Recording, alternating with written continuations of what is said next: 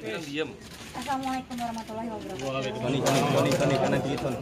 Saya Vanessa Angel meminta maaf atas kegaduhan yang telah terjadi, atas segala opini dan asumsi yang telah terbentuk di masyarakat maupun di media sosial.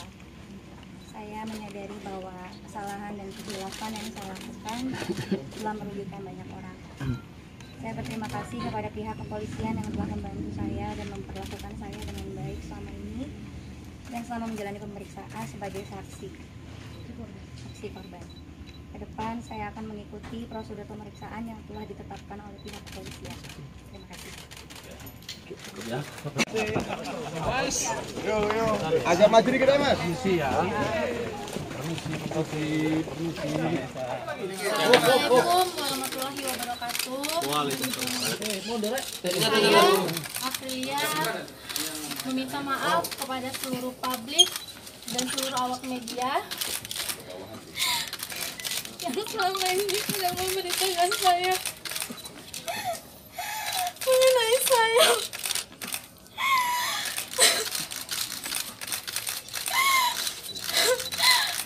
Yang telah membuat sebuah kesalahan dan khilafan.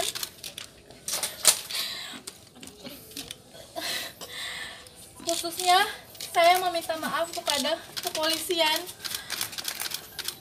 Subdit 5 Cybercrime dan Ditreskrimsus Polda Jatim dengan tindakan yang tidak patut dicontoh. Terima kasih.